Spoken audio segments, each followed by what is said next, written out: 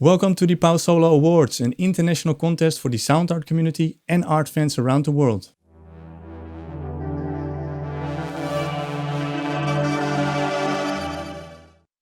Tonight we are honoring outstanding achievements in sound art. Together with our partner Colección Solo, we are giving away 4 prizes in 4 different categories. The winner of the best sound art category will receive the grand prize of €10,000 and the Powsolo trophy. On top of that, we will have the viral, discovery and invention of the year, worth €1,000 each. Meet our finalists.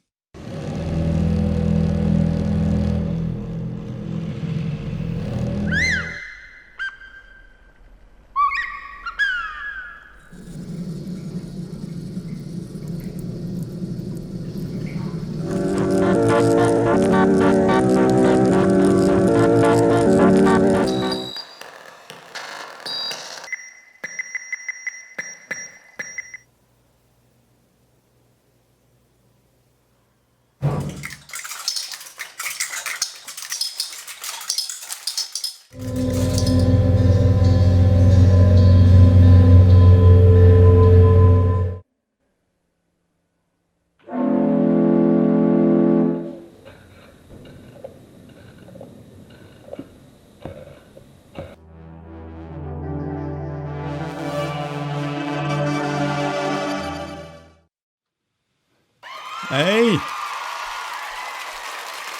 Welcome, guys!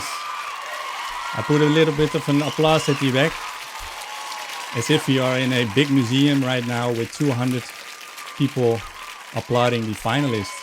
Everybody, welcome to the Powsolo Awards. 131 submissions and you guys made it to the final 10. Marco, how do you feel about this? I feel very good. I feel honored actually to be here today. Thank you very much for having me. Mikel Spangro, who was the first one you told that you were nominated? Just my wife. Well, I think we should start with a bang and just give away our first prize. The Viral of the Year is a prize where we celebrate the most viewed and talk about work of sound art.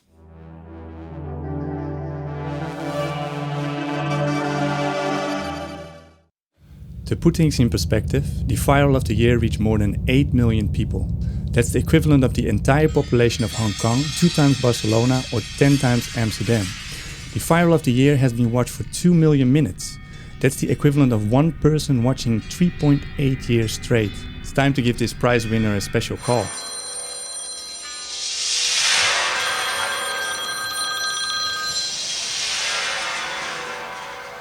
Hello? Hello? Hello, is this Etienne? Hello? You're speaking with Mark from Hello. the Powsolo Awards. Hello. Hello, Etienne. You are the winner in the category Viral of the Powsolo Awards. Hi, my name is Etienne Kendall and I am a winner of the Viral Prize in the category of the Powsolo Awards.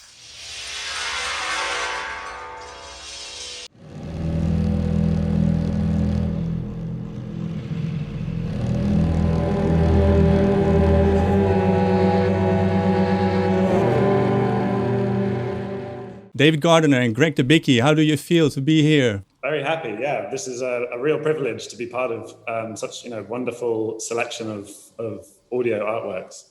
What do you have to say about the Powsolo Awards in general?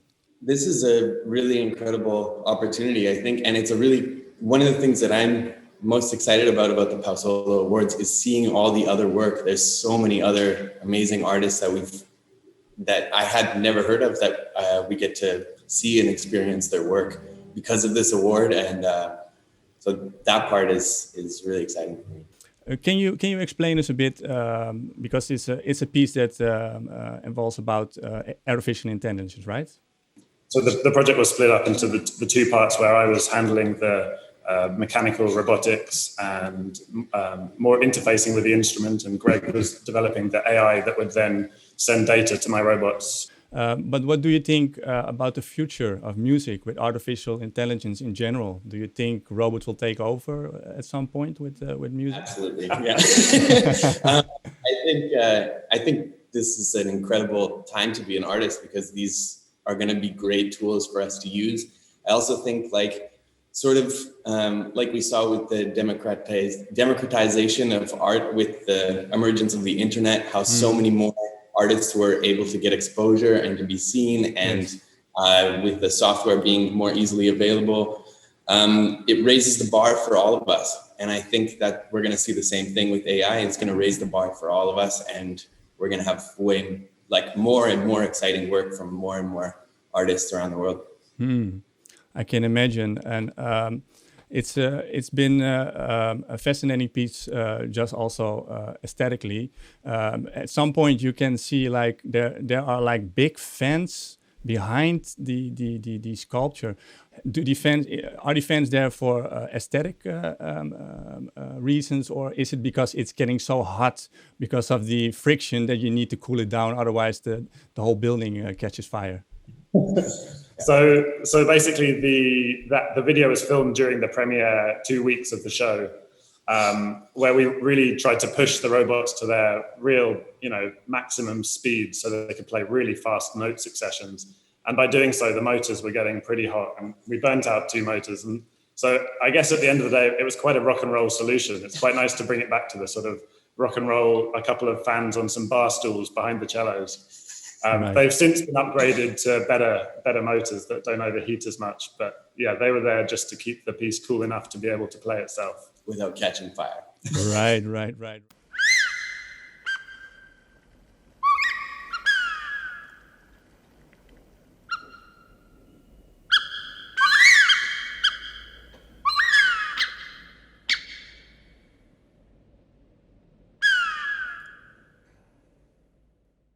So guys, wow, the movie stars, we finally meet. Your video, your introduction video, this looks like totally like a Netflix documentary. Is this at your place, Hilario? Is it your? Yeah, it was no. The video was it was his place, studio. Beautiful. It's an old water mill in the middle of the hood.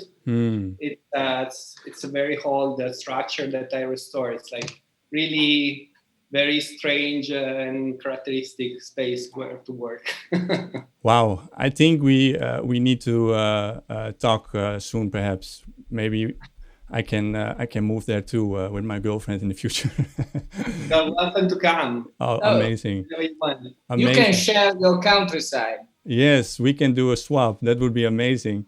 Well, I'm so excited that you're here, and of course, we're going to talk a bit about your work. Let's start also with the same question: how do two amazing minds find each other, and how this project came to be? Well, let's say that we combine two completely different minds, because my mind and my creativity is very visual.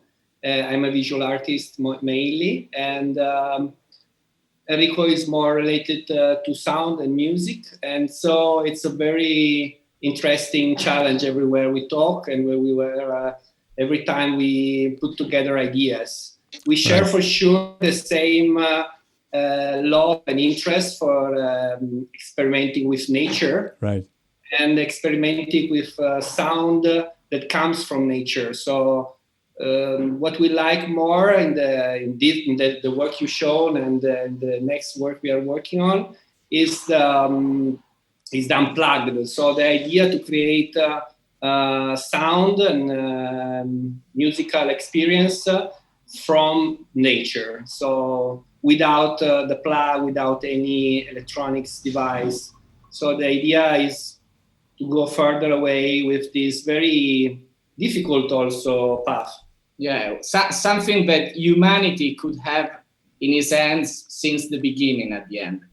In every age could have done our installation in a very easy way. And this is really interesting for us. Right. Yeah. Is this something that has been triggered by an event in your life, or is this just something you're interested in? Can you tell me a bit more about your fascination of not using electricity? I think it's not only personal.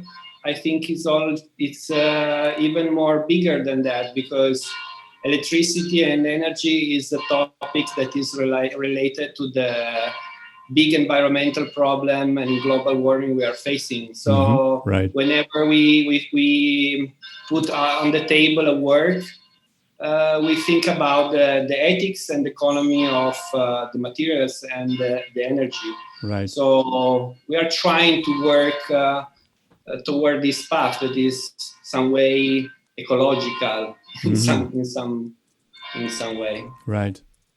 And also to kilometer zero. And I'm a wine producer. I didn't told you maybe. This is advertisement. We have to talk about this later. For the audience, it's time to give away our second prize.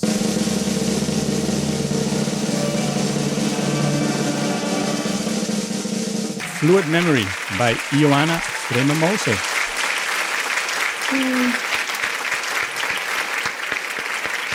Congratulations. Yeah, I'm surprised. I wasn't expecting that I will be selected initially, because my works are quite in the border of science and quite transdisciplinary. But yeah, thank you so much for the selection. It's true, you're a Romanian artist living in Berlin, right? Yes, since 3 years. So what did you? What was the trigger? Why went you go to Berlin? Because I wanted to learn electronics, and as a Romanian girl, it was very difficult to do it in my small hometown. And imagine. I thought I had to travel to find a studio where to make an apprenticeship and to learn how to work with electronics, which was my wish, because I come from a visual background as well. I'm a drawer as a training. Right.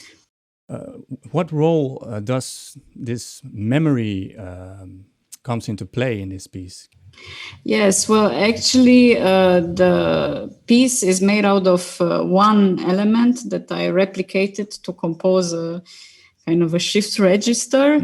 It's called a flip-flop, and it's one of the simple logic gates that actually is in all of our computers and retains bits of information. And actually, this shape is taken from one of the first space rockets that was flying, because back in the 60s, fluidics was a technology that was very en vogue, let's say.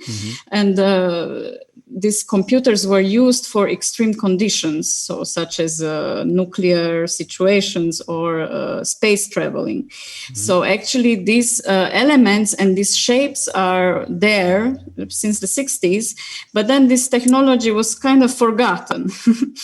And I found it very beautiful in a way, because you can make simple computation with matter, so without having to use electricity. You just use the simple force of physics and water. And that's why I decided to take this shape and to bring it into kind of a series of works, because this is the first one that question this idea of electronic hardware. I work with electronics, but I feel it's not the way to go in the future, in a way. Right. Yeah. I've built a computer memory out of glass, water, and salt. Its primary function is to retain one bit of information at a time. It does so by pushing water streams through binary logic elements. When the output condition becomes positive, it triggers a glass speaker that makes a subtle sound. I guess with my project, I'm seeking alternative methods to create simple computation with matter in environmental friendly conditions.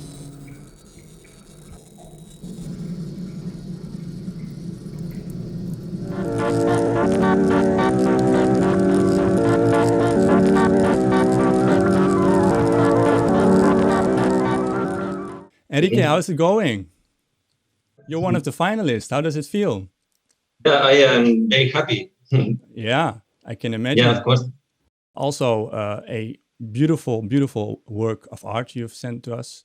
Thanks. Combining these like film elements and geometric shapes that Yes. has a light sensor in a way. Did you build this yourself? Yeah, I do it myself. But it is the technical process is easier than it seems. It's only a light and a lens. The lens concentrated the light, and the light go across a film in movement, and the film have geometric patterns and abstract forms who throws shadows and light pulse to a solar cell. This solar cell transforms the light pulse in voltaic pulse. And the voltaic pulse, the electric pulse across the amplifier are sound. And the basic technical process is easy. But how to make pure notes and chords and melodies with the geometric patterns is a little bit more difficult to explain.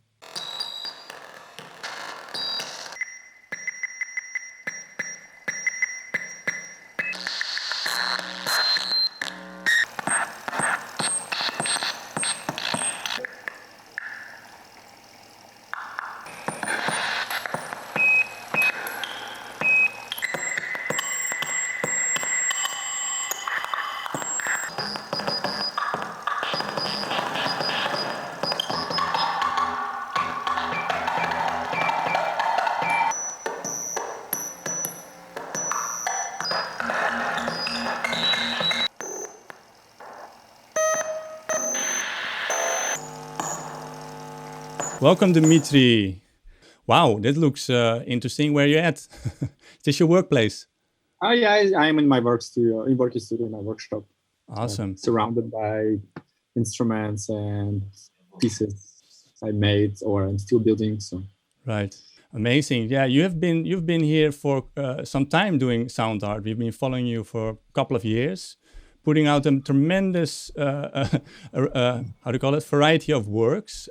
You have quite a work ethics. I'm really interested in learning more about your daily routine. What does a day look like in the life of Dmitry Morozov? Well, I'm waking up, and then I'm eating, and then I'm hitting my soldering iron, and then I'm going to bed. This is probably everything what I do during my life for last 13 years. Right. Well, I also have a milling machine, so yeah, I also cut a lot of metal. And a laser cutter. Yeah. But it works automatically, so I'm just watching. Right. And yeah, and also a bit of books, and that's it. Right. That's the recipe. I can see it. That's amazing. So basically, you can also say you were born. The day you were born, you had a soldering iron on your hand. Well, luckily only in hands. Yes. Oh. Is there anything you can add to what we've already been saying about this piece that you want our audience to learn about? Well, it's an extremely abstract and very, very, I would say, minimalistic work. So there is not that much I could say about it. It's really like shows what it do by itself. It's pretty clear. But I'm extremely happy to be part of the prize because there are so many works that are very different on one side, but at the same time they're very close to each other. Not only through the sound or aesthetics, but mostly through the deepness of ideas and how far sound art is now. How deeper it became in the last, I would say, like 10, 15 years. I'm involved in this process. And for example, I'm extremely happy that my work is also like in the same line, in the same price with the Ioana's work. And we share a bit of aesthetics in our works, but they are completely different. But it is super nice that somehow two works that works with the liquids as a main, not just the power source, I don't know, like the matter that not just creates the sound, but works as a very smart, logical substance, let's call it like this.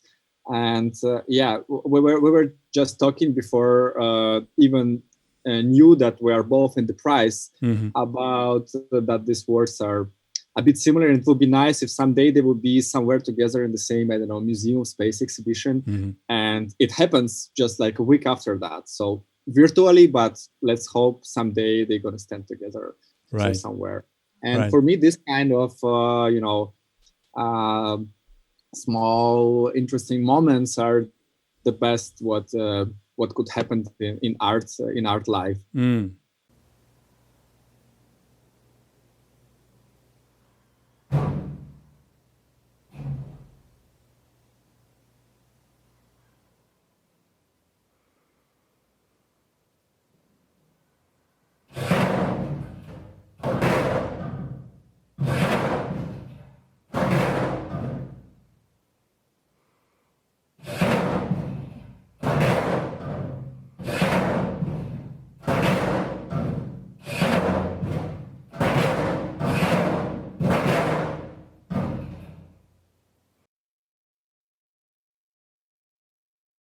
Adrian, welcome to the Powsolo Awards. How are you doing? Fine, thank you. Thank you for having me and for making the Powsolo Awards. So you are based in Mexico, right? Mexico City? Yeah. So for a person who just now watching this broadcast and don't know what the piece is about, could you run us through? Well, I think the message is clear. The piece is very basic. You don't know what it's inside. The electromechanical system, I would like to remain it as an enigma, but you get the feeling, the freedom, the justice, and the specific context of Mexico. Right. And was there a specific moment in your life or a thing that was really personal that you decided to get this message across? Or is this in general something you are striving to do? Or can you explain where this is coming from? Yes, it has a big background, of all my life, and specific moments, like experience in the real life, that once you stand in front of that experience, you decide maybe to do something to express, I don't know, this kind of want to break free from something. And it's a long-term project, about 3 years now. Can imagine. And what does it mean for you to be a part of the Powsolo Awards ceremony? I'm very glad to be among these people and these amazing works. And I'm glad also that the jury choose to look to the other side and to give a voice to this project about social justice. That's the beautiful words. For our audience, it's time to reveal our next prize. It's the Discovery of the Year.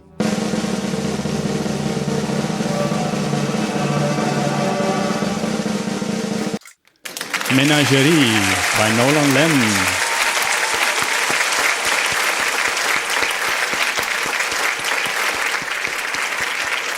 That's a lot of applause. Thank you. Nolan, how are you doing?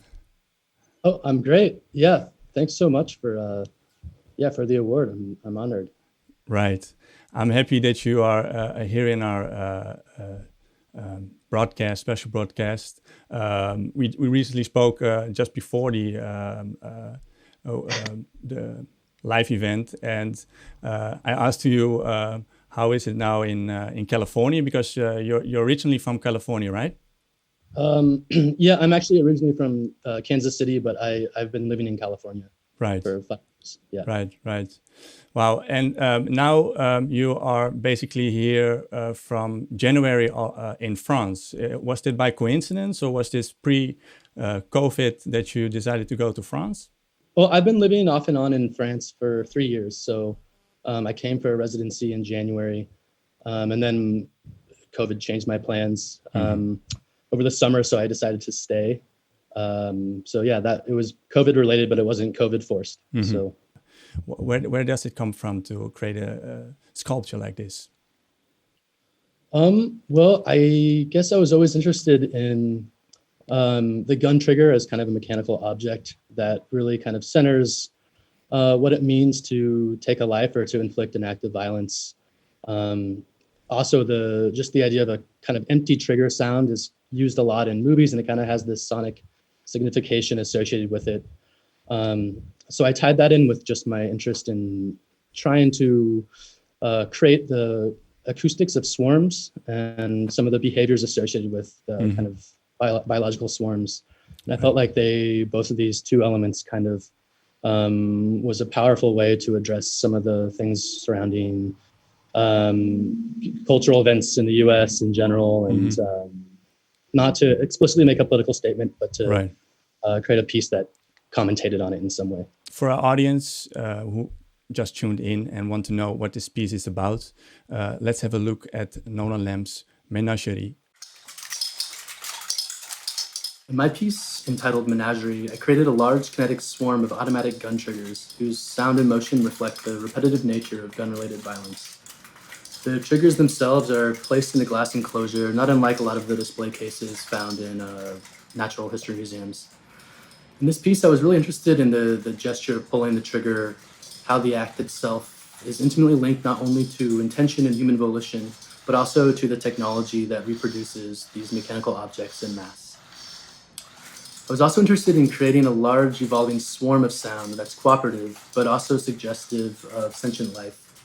So in order to carry out this idea, I used several different self-organizing behaviors to control the group's sonic dynamics. By listening in on the dense rhythms of gun-related violence, I wanted to depict the triggers as operating from a place beyond our control, as somewhere or something in between an industrial machine and an autonomous life form.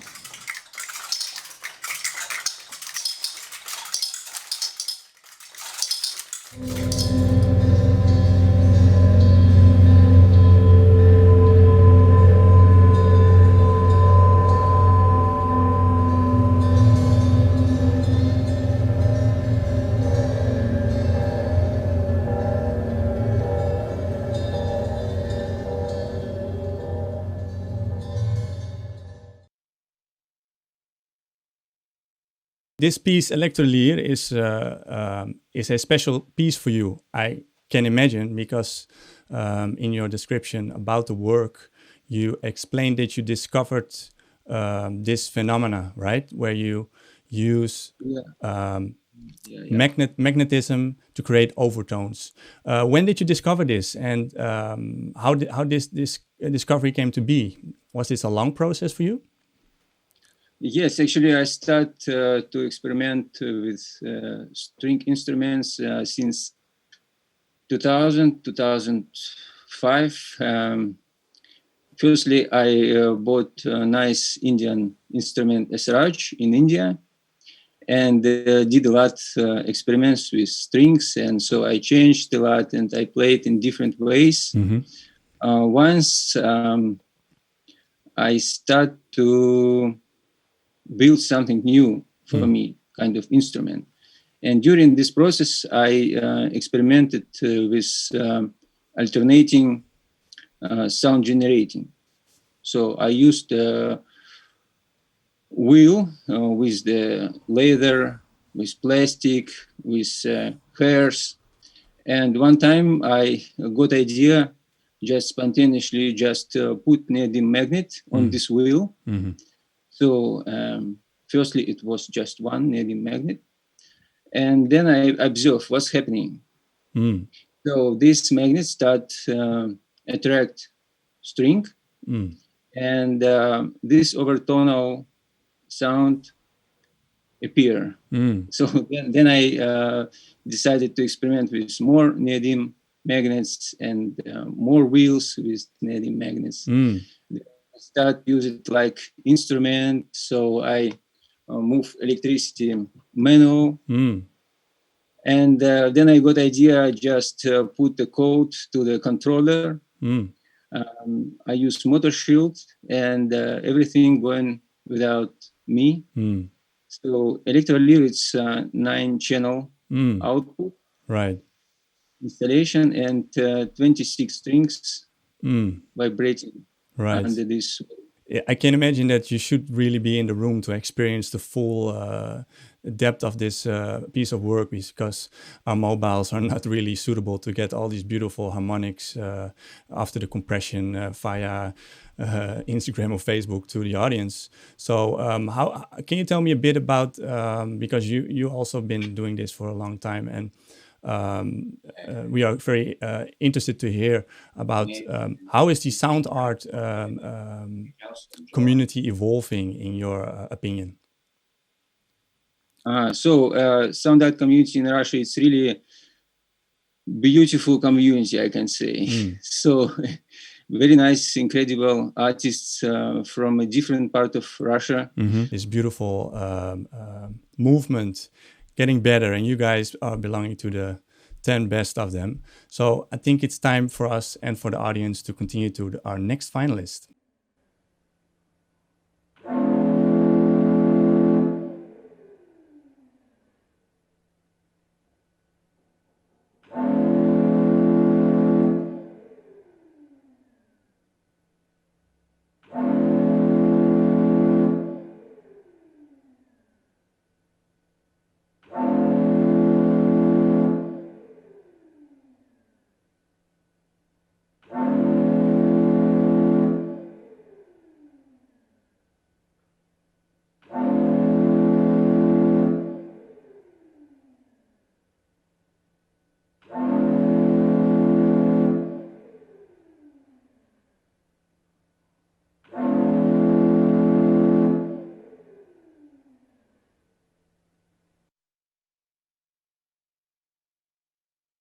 We are getting quiet of this piece. I can imagine that it was quite shocking to experience that this piece got a whole new message, or it's basically the same message, but a more current message, let's say, with the corona, people needing the ventilators.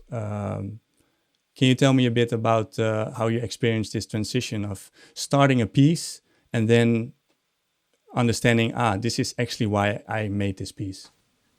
Well, actually, it was really unexpected, and it was kind of, at the beginning, it was kind of weird to find out that my piece could have been related to this pandemic crisis we are all living now. And I was also kind of worried, that this could affect in a bad way my work, because this work is the very first idea. I had it 10 years ago, so definitely it was not related to COVID-19. And but it was funny because a lot of friends of mine started writing me emails or texting me messages telling me, "Oh, your ad-lib work now has a whole new meaning." And so I realized that a lot of people were connecting my work to this situation. But actually, at the beginning, this work was all about the idea of asking yourself, where is the limit in extending life through technology, especially when there is people who are ill and need breathing support.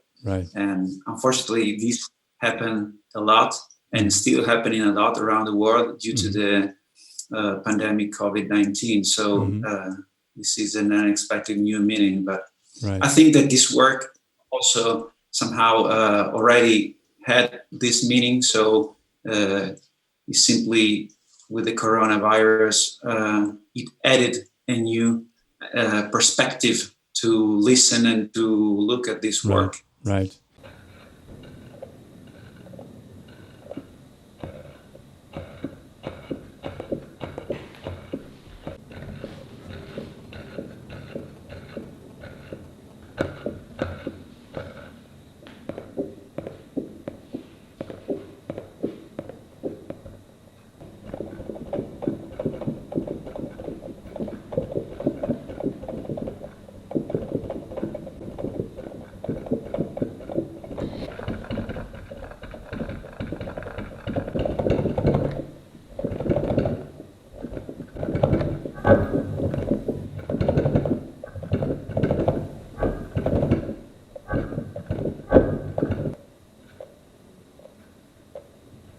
And what an amazing piece. How are you doing? Thank you very much.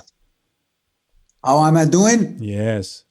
Doing good, thank you. I'm doing very good. The sun is coming down here. Right. There's two terraces, left and right. Right. And I can see Basel on both sides. So it's very relaxing, I would say. And it's beautiful to be here with all of you. The world is pretty full. But why did you decide to make this statement? So basically the work is coming, all the works I do somehow, they have something to do with environmental issues, mainly with environmental issues. It's coming as an outcome of the woodpeckers, the clams, and the swans, which are my previous works, the previous three. On the swans, I tackle tech waste, on the clams, water and plastic pollution, and of course, on the woodpeckers, electrosmog. As we all know, humans are actually the cause of all these issues. And our addiction to growth somehow brought us to a drastic and irreversible moment that our planet is living. The inspiration is not about telling people not to have kids, but to go actually further this discourse, which is, we are already a lot. We're going to be even more in the planet. So we need to take action and make a change right away. So it doesn't want to tell you, please don't have kids. This is not like, it's not imperative. The work is actually helping, or it's aiming to inspire people to make a change on their everyday life, and the way they consume product and the way they consume the planet. This is what the work is about. I think the audience doesn't understand, because we all have a reference that an egg is like this, but it's actually 1.5 meters high, right? So it's a pretty big egg. 1.50 meters. So there is different version. This is the small version, and then there is a very big version which is 150. Right. So there is different sizes of the egg somehow that I came up with during the production. Right. And they all do react in different ways to these counters somehow. Maybe one day I'll manage to put them all together in a room. I don't know.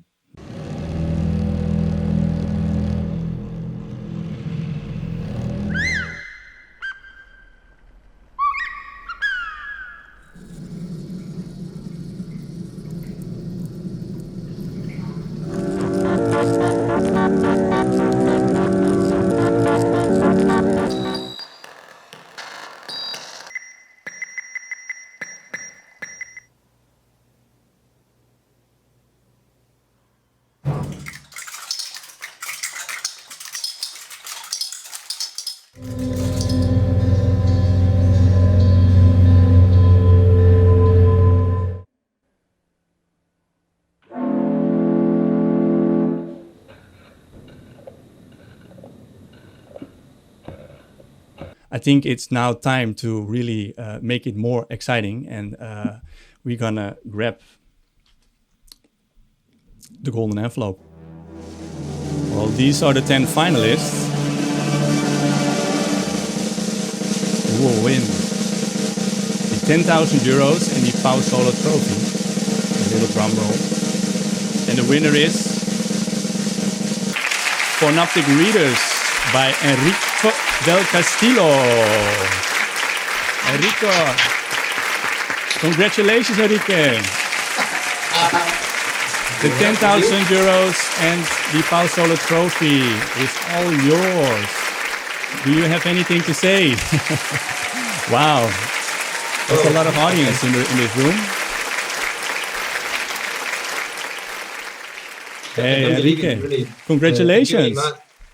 Thanks. I can't believe it. I really don't expect it, really, because there is a very quality works, and really don't think my work is the winner. Really. And I feel really grateful because now I can continue my research in sound, because without support it's very difficult to make a research, and now I can. And I'm very happy.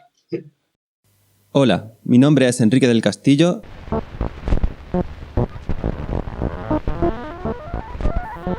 En este proyecto he usado la película de cine sin emulsión para crear composiciones sonoras. Estas composiciones consisten en patrones geométricos de repetición que se basan en la frecuencia de onda de las notas. Un lector óptico de fabricación propia traduce los patrones impresos en la película a sonido mediante lectura óptica analógica. Un segundo lector interpreta otra película de varias voces independientes con una composición distinta. La instalación reproduce ambas películas simultáneamente a diferente velocidad, de forma que el sonido esté en constante cambio.